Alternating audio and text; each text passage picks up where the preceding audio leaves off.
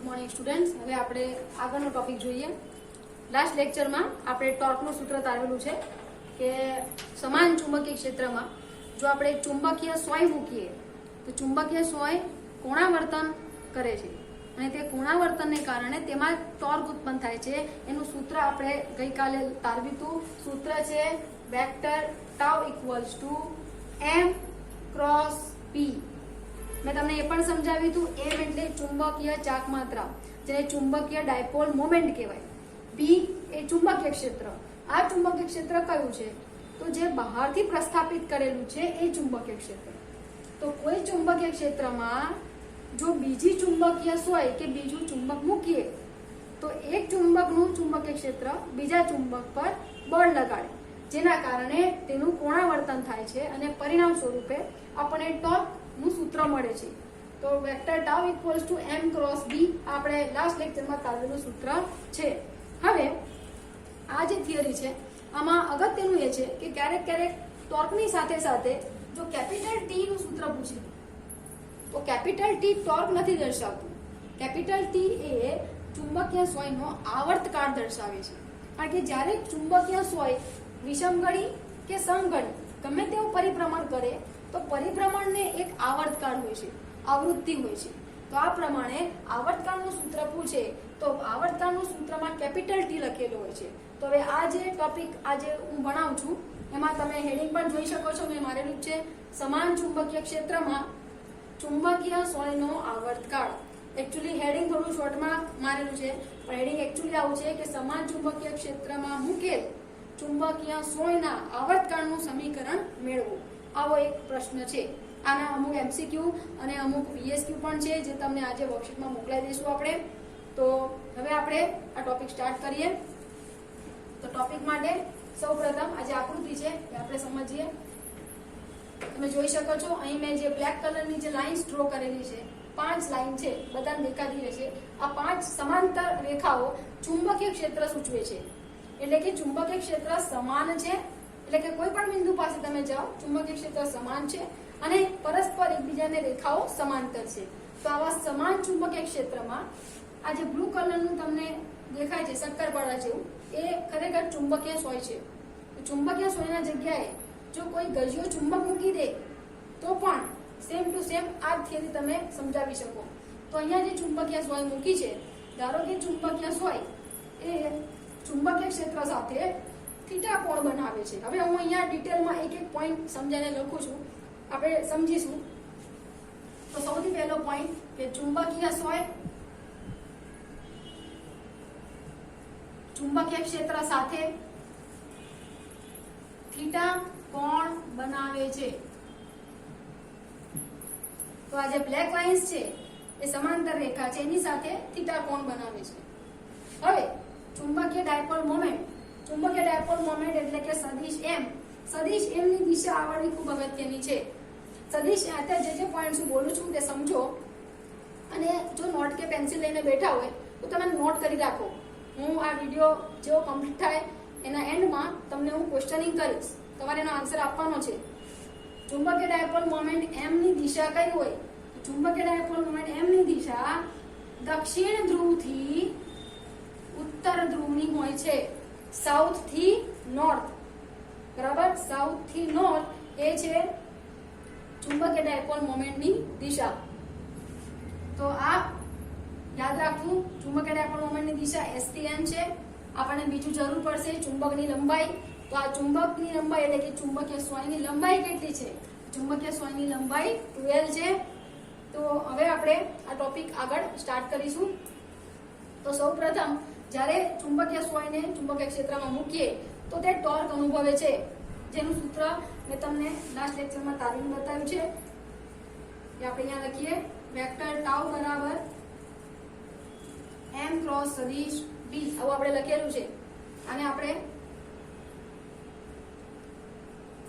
મૂલ્ય સ્વરૂપે લખીએ તો ટાઉ બરાબર mb sin થીટા, આવું લખી શકાય। હવે ગણિતમાં એવા નિયમો આવે છે કે ખૂણો ખૂબ જ નાનો હોય તો sin થીટાને થીટા તમે દર્શાવી શકો।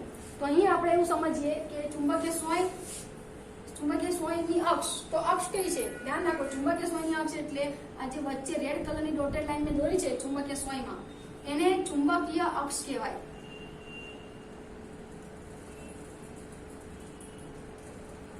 આ ચુંબકીય અક્ષ જો ચુંબકીય ક્ષેત્ર સાથે થીટા કોણ બનાવે છે અને આ ખૂણો જો બહુ ઓછો હોય એટલે કે સોય આવી રીતે હોય, સેજ ત્રાસી હોય ક્ષેત્ર સાથે, તો થીટા ખૂણો બહુ નાનો થાય.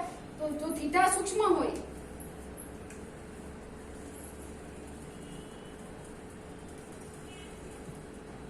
તો sin theta nearly equal to theta કહી શકાય. તો આ સમીકરણ હવે આપણું બનશે ટાઉ બરાબર m b થીટા, અને આપણે સમીકરણ 1 આપીશું. હવે જ્યારે ચુંબકીય સોય કોણાવર્તન અનુભવે છે એટલે કે ટોર્ક ઉત્પન્ન થાય છે, ત્યારે ચુંબકીય સોય પોતાનામાં એક પુનઃસ્થાપક ટોર્ક ઉત્પન્ન કરે છે. એ પુનઃસ્થાપક ટોર્ક જે છે એ તમે લખી શકો ટાઉ બરાબર i આલ્ફા. તો આ જે સૂત્ર છે ટોર્કનું, ટાઉ બરાબર i આલ્ફા, આ બંને જે સમીકરણો છે એ બંને એકબીજાના વિરુદ્ધ દિશામાં હોય છે. આથી બેમાંથી કોઈ પણ એકને તમે નેગેટિવ લઈ શકો છો. ધારો કે હું આને નેગેટિવ લઉં છું તો ટોર્ક બરાબર સૂત્ર થશે -mb થીટા. તો હવે આ બંને ટોર્ક જો જ્યારે સરખા થશે ત્યારે એ ચુંબકીય સોય સંતુલનમાં આવશે. તો હવે આ જે સમીકરણ છે ટોર્કનું બીજું સમીકરણ, એને આપણે એક્સ્ટ્રા આગળ લખીએ તો i એઝ ઇટ ઇઝ લખીએ. હવે આ જે આલ્ફા છે, આલ્ફા એ કોણીય પ્રવેગ દર્શાવે છે.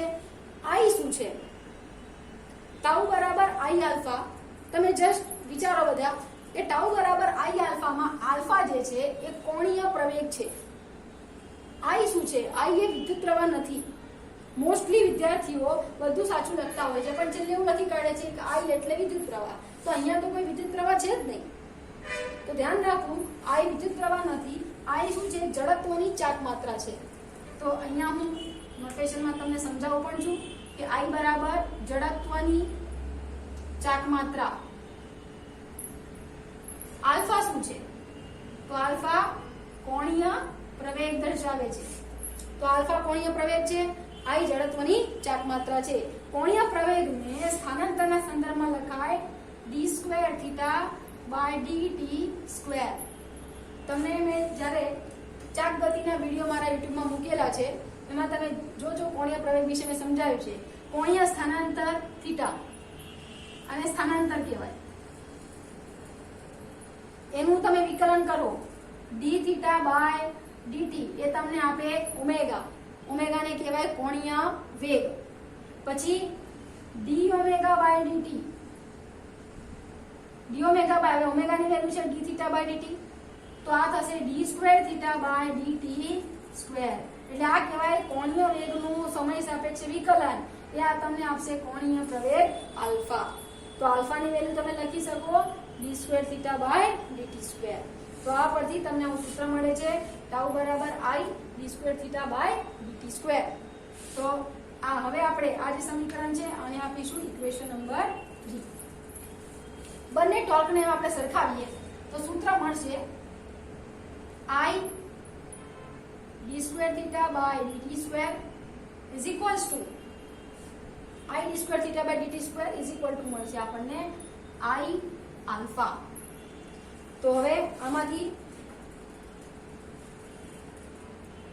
i આલ્ફા ની તમારે આ ત્રીજું સમીકરણ ને પહેલું સરખાવવાનું છે.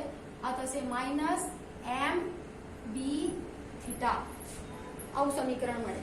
હવે અહીં આ જે i છે એને સામે જવા દો, તો d² theta by dt² any value તમને મળશે -mb અપોન i થીટા. આ સમીકરણ તમને મળશે. હવે તમે જોઈ શકો છો આ સમીકરણ વિકલ સમીકરણ છે. વિકલ સમીકરણ કયું છે? તો સૌપ્રથમ આને આપણે નંબર આપી દઈએ, સમીકરણ નંબર 4. હવે આપણે આગળ સમજીએ કે આ કોની સાથે સામ્યતા ધરાવે છે. તો ધ્યાન રાખવું, આ સામ્યતા ધરાવે છે d²x અપોન dt² બરાબર mb अपॉन i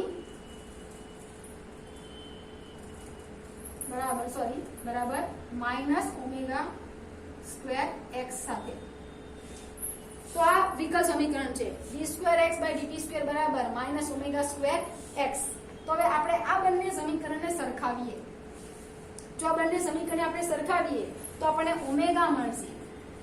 ઓમેગા એ કોણીય આવૃત્તિ દર્શાવે છે। ઓમેગા સ્ક્વેર બરાબર સૂત્ર મળશે mb अपॉन i। ઓમેગા શું છે? તો ઓમેગા બરાબર 2π/t એનો whole square is equals two mb upon i। આવું સમીકરણ મળે। હવે આપણે એ જે સમીકરણ મળે છે એને જરા આ બાજુ લખીએ। આ સમીકરણમાં બંને બાજુ આપણે વર્ગમૂળ લઈએ તો સૂત્ર આવું મળે 2π/t બરાબર અંડર રૂટ mb/i। તો હવે આપણે આવર્તનને કરતા બનાવીએ તો આ તમે ચોકડી ગુણાકાર કરો, t સામે જશે, 2π નીચે આવશે તો 1/2π થશે। સોરી 2π અંશમાં રહેશે। આ જે આખું પદ સામે જશે એટલે વ્યસ્ત થઈ જશે under route i upon mb। આવું તમને સમીકરણ મળે આવર્તકાળનું t બરાબર 2π અંડર રૂટ i/mb। તો તમે જોઈ શકો છો આ આપણને આવર્તકાળનું સમીકરણ મળ્યું છે જે આપણને તારવવાનું કીધું છે। તો હવે આ મુજબ આપણે સમજી શકીએ છીએ કે ચુંબકીય ક્ષેત્રમાં કોઈ ચુંબકીય સ્વાય મૂકીએ તો તેનો આવર્તકાળ કેવો અને કેટલો મળે। બરાબર। તો હવે આને વ્યવસ્થિત સમજીને એકવાર રિવાઇઝ કરીએ। હજુ પણ કહું છું કે જે પોઈન્ટ હું બોલું એ સમજવા। આ જેવો વિડીયો હું ક્લોઝ આપણે એન્ડ કરીશ તરત જ એના પછી તમારે ક્વેશ્ચન આન્સરનો સેશન અટેન્ડ કરવાનો છે। તો જે પોઈન્ટ સમજાવું છું ફરીથી ધ્યાન આપે બધા વિદ્યાર્થીઓ। ચુંબકીય ક્ષેત્રમાં જ્યારે ચુંબકીય સ્વાય અથવા ગજ્યો ચુંબક મૂકવામાં આવે તો તેના પર ટોર્ક લાગે છે। ટોર્કનું સમીકરણ છે m ક્રોસ b। m અને b શું છે? તો m એ ચુંબકીય ડાયપોલ મોમેન્ટ છે। ડાયપોલ મોમેન્ટને ગુજરાતીમાં ચાક માત્રા કહેવાય। તો ચુંબકીય ચાક માત્રા અથવા ચુંબકીય ડાયપોલ મોમેન્ટ એ છે સ્મોલ m। એના પછી ઇમ્પોર્ટન્ટ કે ચુંબકીય ડાયપોલ મોમેન્ટની દિશા કઈ હોય? તો ચુંબકીય ડાયપોલ મોમેન્ટની દિશા ચુંબકના દક્ષિણ ધ્રુવથી ઉત્તર ધ્રુવ તરફની હોય છે। એટલે કે ચુંબકીય સ્વાય અથવા તો કોઈ પણ ગજ્યો ચુંબક તમને દર્શાવેલો હોય તો નીચે સાઉથ, ઉપર નોર્થ, તો ચુંબકીય ડાયપોલ મોમેન્ટ નીચેથી ઉપર એરો કરવો તમારે અને બાજુમાં તમારે સદિશ m લખવાનું। તો આ પ્રમાણે ચુંબકીય ડાયપોલ મોમેન્ટ સાઉથ થી નોર્થ તરફ, દક્ષિણ થી ઉત્તર તરફ હોય છે। આ બીજો VSU અગત્યનું। એના પછી જો અહીંયા આ થિયરીમાં થીટા એટલે કે ખૂણો સૂક્ષ્મ હોય તો એ કેસમાં તમને sin થીટાની વેલ્યુ તમે થીટા લઈ શકો। તો ટોર્કનું સૂત્ર બને છે mb થીટા। અહીં સ્પષ્ટ મેં સમજાવેલું છે કે અહીંયા માઇનસ એક્ચ્યુઅલી આવતું નથી। આપણે માઇનસ કેમ લઈએ છીએ કે જ્યારે આ ચુંબકીય ક્ષેત્ર સ્વાયને જો સમઘડી ફેરવતું હશે તો ચુંબકીય સ્વાય પોતે વિષમ ઘડી ફરવાનો ટ્રાય કરે। એટલે કે સ્વાય પોતાનામાં એક પુનઃસ્થાપક ટોર્ક અનુભવે છે અને એ પુનઃસ્થાપક ટોર્ક ટાઉ બરાબર સૂત્ર છે i આલ્ફા। તો અહીં યાદ રાખવું ટાઉ બરાબર i આલ્ફા અને mb થીટા એ બંનેની દિશા કેવી હોય છે? પરસ્પર વિરુદ્ધ હોય છે। આથી આપણે કોઈ પણ એક સમીકરણમાં માઈનસ મૂકી શકીએ। તમે અહીંયા માઈનસ મૂકેલું છે। હવે i શું છે? i એટલે પ્રવાહ નથી, સમજો। અહીં i વિદ્યુત પ્રવાહ નથી। i શું છે? જડત્વની ચાક માત્રા। આલ્ફા શું છે? તો કોણીય પ્રવેગ છે। હવે આ જે સમીકરણ છે એમાં આલ્ફા છે એને આપણે સમજીએ। મેં સૂત્રો સમજાવ્યા છે તમને। આલ્ફાનું સૂત્ર પહેલા મેં અહીંયા લખેલું હતું। આલ્ફા કોણીય પ્રવેગ છે, એમાં થીટા કોણીય સ્થાનાંતર કહેવાય।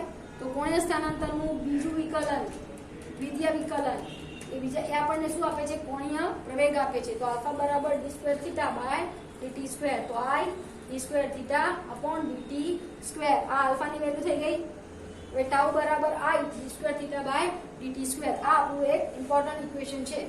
હવે આપણે સમીકરણ 1 અને સમીકરણ 3 બંને સમીકરણોને આપણે સરખાવીએ.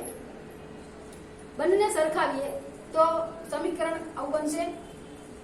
એમાં આપણે d² થીટા બાય dt² ને કરતા બનાવીશું તો માઇનસ mb/i ઇન્ટુ થીટા આપણને આવું મળશે. ધ્યાન રાખજો અહીંયા માઇનસ મેં લખેલું છે, આ પદ નેગેટિવ છે. માઇનસ mb/i ગુણ્યા થીટા. હવે આ એક વિકલ સમીકરણ છે. આવા સમીકરણને વિકલ સમીકરણ કહેવાય. તો આ એક વિકલ સમીકરણ છે. આ વિકલ સમીકરણમાંથી આપણે આવર્તકાળ શોધવો હોય તો આવર્તકાળ માટે આપણે સાદું સમીકરણ લઈએ. સાદું સમીકરણ છે d²x/dt² બરાબર ω²x માઇનસ ω²x આવે છે અહીંયા. તો આ માઇનસ માઇનસ સરખાવી દઈએ તો x ની જગ્યાએ આપણે થીટા છે તો ω² ની વેલ્યુ મળશે mb/i. તો ω² ની વેલ્યુ mb/i. આ વેલ્યુમાં ω ની વેલ્યુ મૂકીએ 2π/t. તો 2π/t whole square is equals two mb/i. તો આજે આપણને સૂત્ર મળ્યું છે એમાં થોડું સાદુરૂપ આપીએ. બંને બાજુ વર્ગમૂળ લો તો સમીકરણ આવું મળે 2π/t બરાબર √mb/i. આનો ચોકડી ગુણાકાર કરો તો t સામે જશે તો t બરાબર i/mb થઈ જશે. આ બાજુ t બરાબર 2π √i/mb. તો આ રીતે તમને આવર્તકાળનું સૂત્ર મળે છે. હવે મારે એક અગત્યનો ઇમ્પોર્ટન્ટ એક ટોપિક જે જનરલી હું પરીક્ષામાં ટ્વિસ્ટ કરીને પૂછતી હોઉં છું છોકરાઓને. આ સવાલમાં પહેલા મેં ટાઇટલ મળ્યું છે આવર્તકાળ, પરંતુ જો કોઈ જગ્યાએ એવું આવે કે આવૃત્તિનું સૂત્ર તારવો તો આવૃત્તિનું સૂત્ર તારવા માટે તમારે ફરજિયાત આ સમીકરણનું વ્યસ્ત કરવું પડે.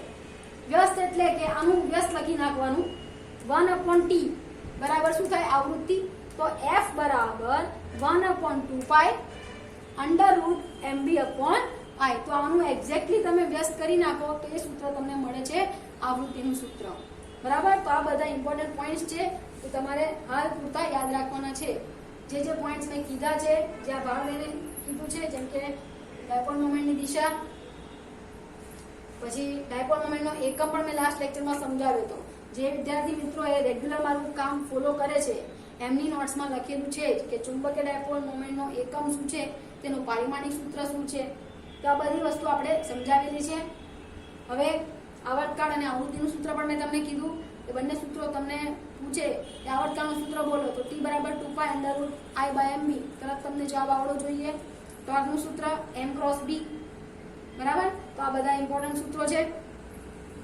હવે આપણે આ જે ટોપિક છે આજનો એ આટલો ટોપિક આજે સ્ટોપ કરીએ છીએ. નેક્સ્ટ લેક્ચરમાં આપણે ડાયપોલની સ્થિતિ ઉર્જા વિશે ચર્ચા કરીશું. તો ધ્યાન રાખો ડાયપોલની સ્થિતિ ઉર્જા શું હોય છે. તો સ્થિતિ ઉર્જા જેટલી ઓછી એટલી એ વસ્તુ વ્યક્તિ કે પદાર્થ સ્થાયી રહે છે. હું તમને લાસ્ટ યરથી ભણાવું છું, સમજાવતી પણ આવી છું કે કોઈ પણ ક્ષેત્ર હોય, વિદ્યુત ક્ષેત્ર, ગુરુત્વાકર્ષી ક્ષેત્ર કે ચુંબકીય ક્ષેત્ર, સ્થિતિ ઉર્જા જો લઘુત્તમ હશે તો જ તે વસ્તુ વ્યક્તિ કે પદાર્થ ક્ષેત્રમાં ત્યાં બંધિત રહેશે. એટલે કે ધારો કે આપણા બધાની બંધન ઉર્જા અત્યારે ઋણ છે. બધાની સ્થિતિ ઉર્જા ઋણ હોવાથી જ આપણે પૃથ્વી પર અત્યારે ટકી રહ્યા છીએ. તે પ્રમાણે આ ચુંબકીય ક્ષેત્રમાં જો આપણે ચુંબકીય સ્વાય મૂકી છે તો એની ઉર્જા જ્યારે લઘુત્તમ હશે, લઘુત્તમ એટલે મેક્સિમમ નેગેટિવ વેલ્યુ અને એમાં પણ મેક્સિમમ, તો મેક્સિમમ નેગેટિવ વેલ્યુ જ્યારે એની રહેશે સ્થિતિ ઉર્જાની ત્યારે તે વધારે સ્થાયીપણું ધરાવે છે. તો ચુંબકીય ડાયપોલ મોમેન્ટ બે તરીકે અસ્તિત્વ ધરાવે છે. એક તો વધારે સ્થાયી અવસ્થા અને બીજી વધારે અસ્થાયી અવસ્થા. તો વધારે અસ્થાયી વ્યવસ્થામાં તેની સ્થિતિ ઉર્જા હંમેશા મહત્તમ ધન હશે. વધારે સ્થાયી અવસ્થામાં તેની સ્થિતિ ઉર્જા મહત્તમ ઋણ હશે. તમને અટપટું લાગે પણ આ હકીકત છે. ઉર્જા જેટલી ઋણ એટલો જ પદાર્થ વધારે સ્થાયી. ઉર્જા જેમ ધન થતી જાય તેમ તે પદાર્થ અસ્થાયીપણું અનુભવે છે. તમને યાદ હશે પરમાણુ ચેપ્ટરમાં મેં સમજાવેલું છે કે ઇલેક્ટ્રોનની ઉર્જા જેટલી વધારે ઋણ હશે તેટલો એ પરમાણુ સાથે બંધાયેલો રહે છે, બરાબર. જેમ એની ઉર્જા વધતી જાય, ધન કાં તો શૂન્ય થઈ જાય તો તે પરમાણુમાંથી છટકી જાય છે. તો ઉર્જા વધારે હોય તો તે અસ્થાયી થઈ જાય, ઉર્જા ઓછી હોય તો એ વસ્તુ, વ્યક્તિ, પદાર્થ કે કણ હંમેશા સ્થાયી રહે છે. તો આ સાથે આજનો મારો લેક્ચર અત્યારનો હું આ સ્ટોપ કરું છું. આશા રાખું છું કે બધાને આમાં ખબર પડી જશે, અને ના પણ પડે તો મારું જે PDF અને નોટ્સ છે એ ફોલો કરતા રહેવી અને કોન્ટેક્ટ કરવું, બરાબર. અત્યારની જે પરિસ્થિતિ છે એમાં આના સિવાય બીજું કોઈ ઓપ્શન નથી ભણાવવાનો, એટલે બધાએ સાથ સહકાર આપવો. ટેકનિકલ ઇશ્યુઝ આવે છે, પણ એ ટેકનિકલ ઇશ્યુઝમાં પણ આપણે ધીરે ધીરે એમાં ઇમ્પ્રુવમેન્ટ લાવવાનો પ્રયત્ન કરી રહ્યા છીએ. ઓકે, તો આજનો લેક્ચર પૂરો. બધાને હું જસ્ટ